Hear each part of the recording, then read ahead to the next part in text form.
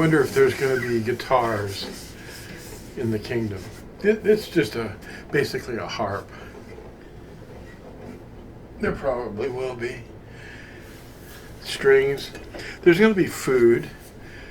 And a lot of things are after the earth is renewed, after Yahusha burns everything to a crisp on the day of distress. And people don't know what they're reading when they read Revelation chapter 1. I was in the Spirit on the day of the Lord. What he's saying is I was in the Spirit on the great and awesome day of Yahusha. Or Yahuwah, the day of the Lord is the day of Yahuwah. And it's mentioned in many prophets. The book of Revelation is in fact all about the day of Yahuwah. It's not about a weekday. It wasn't the first day of the week. I mean, Yahuwah could have easily said, oh, I was in the Spirit on the first day of the week. That's not what he said, but that's what they teach you. What else are they not teaching you? And what are they not telling you that you'll be doing when Yahusha returns? During that 1,000 years of his reign here on the earth.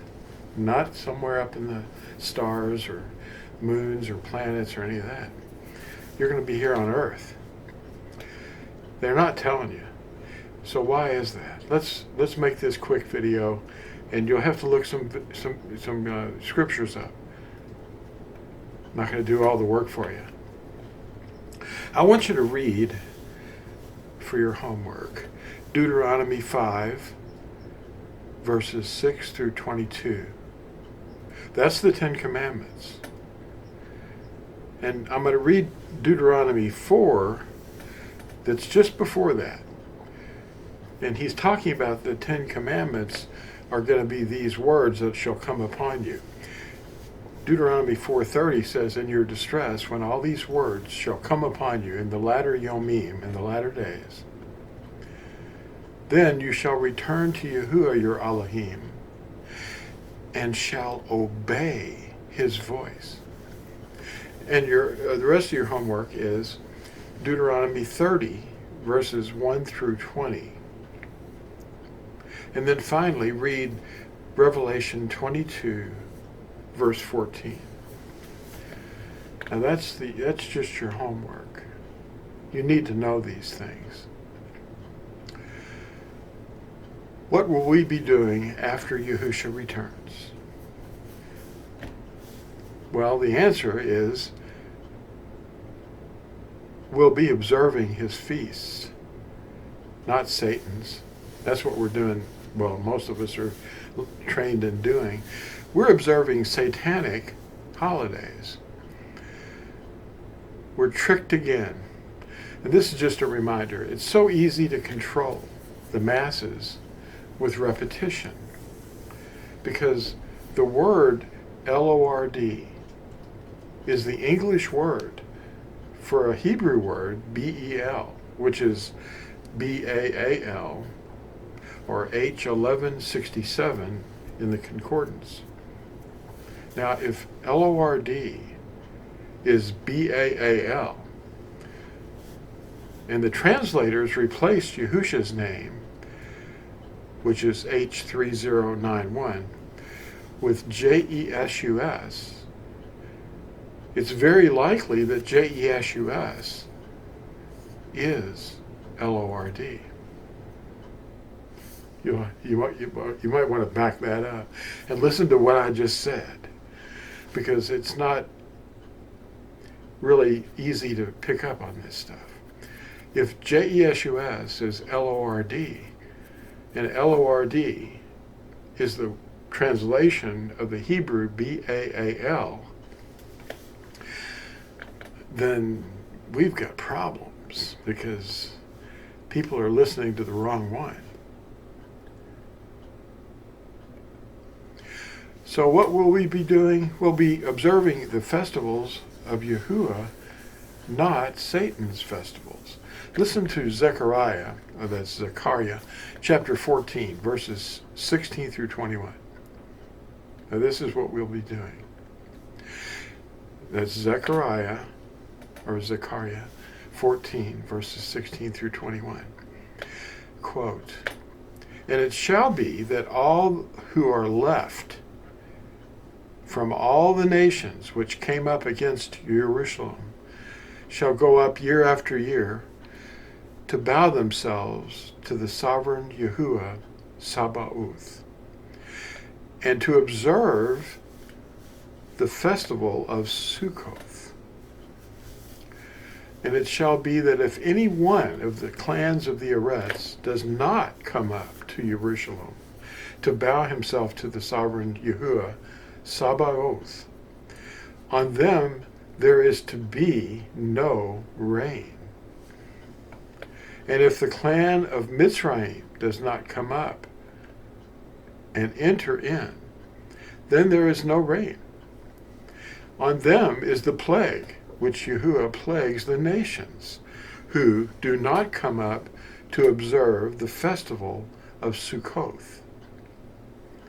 This is the punishment of Mitzrayim and the punishment of all the nations that do not come up to observe the festival of Sukkot.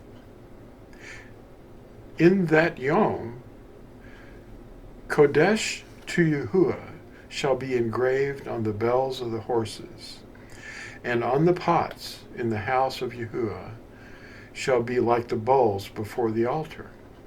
And every pot in Jerusalem and Yehudah shall be set apart to Yahuwah Sabaoth. And all those who slaughter shall come and take them and cook in them. And there shall be no longer a Canaanite in the house of Yahuwah Sabaoth in that Yom." Unquote.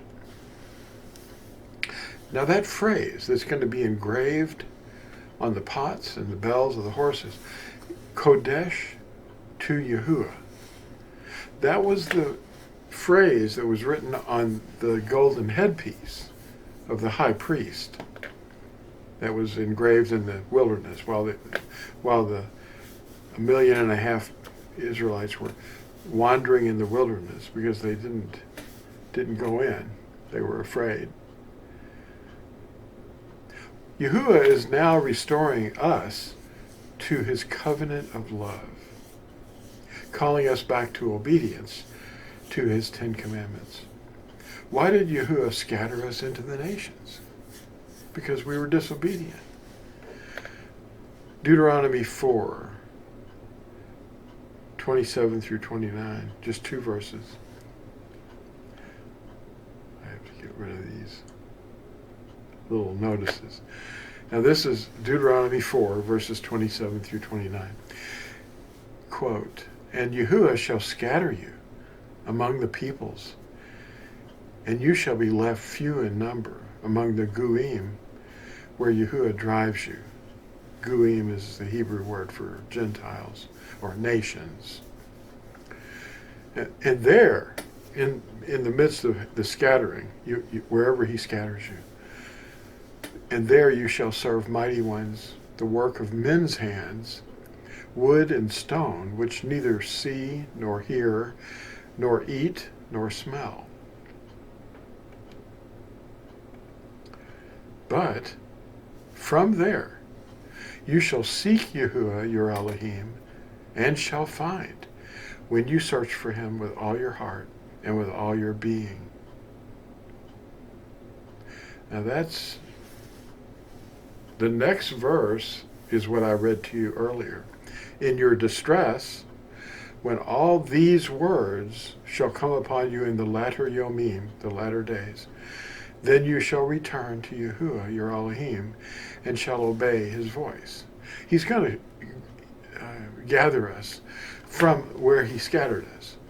He's going to gather us. We're not going to gather ourselves. So he'll take us back to the land, and we'll meet him in the air, and we'll be with him forevermore. And we'll be reigning with him for 1,000 years as kings and priests. We're members of the Melchizedek priesthood. He's Melchizedek, the high priest. But he's also the creator of the heavens and the earth. Again, do the homework. Read Deuteronomy 5, 6 through 22. It's the 10 Commandments. Thanks for watching, and we'll see you in the next exciting video.